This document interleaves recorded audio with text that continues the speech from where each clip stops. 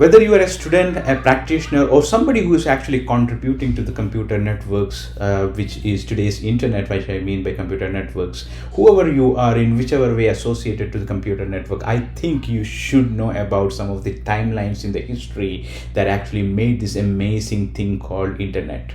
There are some of the incidents that has actually strived. There are a set of individuals who has this vision of creating this beautiful thing called internet, which is an essential need for humanity today. So I'm going to take you through some of those incidents in the history which actually triggered this amazing thing called internet and how it has been evolved. For sure, I will not be able to cover the entire incidents as such, but I'm going to cover the most important of the initial set of incidents and events, as well as I'm going to list out few of those great individuals who had this vision of building this computer system and what actually made this particular thing in reality.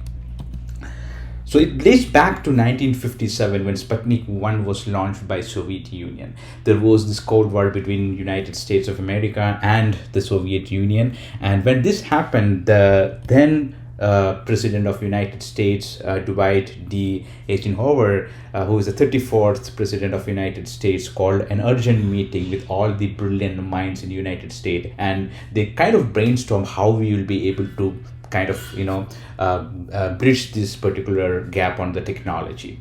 And as part of that, there was as a concept in 1958 February 7th, ARPA was born. It still was a concept on how to kind of connect the how to build this network of computers. And it was at the same time a MIT grad who was actually graduating in electrical engineering. His name is Leonard Leinrock. I think it's pronounced as Leinrock. He published a paper on packet switching. He got intrigued with computing, which was not a stream of study at that point in time, but he did his research on packet switching and how is it going to help the communication as such. And approximately in the same time, early 1960s, there was another gentleman called J.C. Licklider. He came up with a concept called galactic network. Basically what that concept was is that there will be individual systems connected and then they will be sharing the data pretty much like our internet today, and that was the vision that Licklider had. In the year 1962, the same individual, the same gentleman, J.C. Licklider, became the first head of the computer research program in DARPA.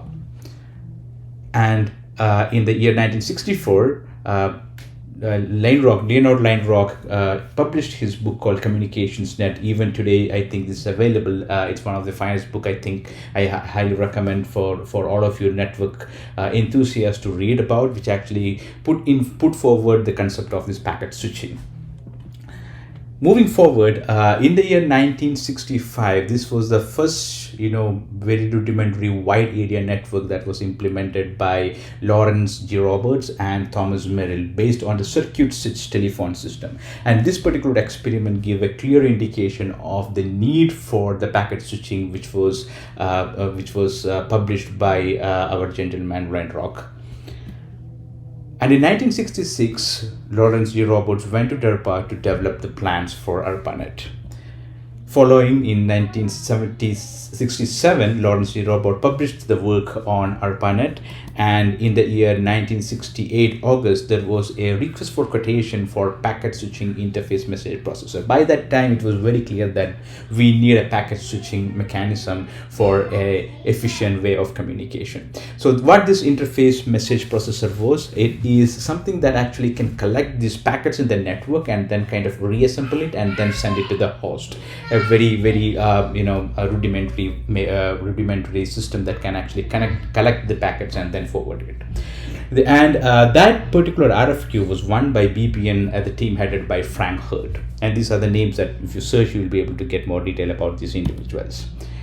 In 1969, BPN installed this interface message processor IMP in UCLA. The first host was connected and the second host was in Stanford Research. This was a packet switch wide area network, and the first communication was actually done through the ARPANET.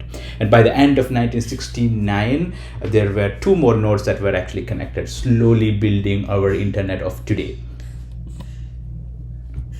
In the year 1970, December, the first host-to-host protocol called NCP, Network Control Protocol, was actually developed by Network Working Group, and it was team headed by Steve Crocker.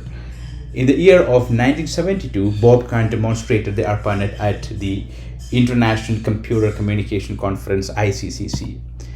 In 73, Windsurf teamed with Bob Kahn, detailed today's TCP IP and how the communication, how the modularity has to be adopted in the internet architecture. And the first written version was published, and Windsurf chaired the International Network Working Group. And as we all know, Windsurf is known as father of internet. This is a quick snapshot of what are events and who are the individuals that has contributed to this particular events. This particular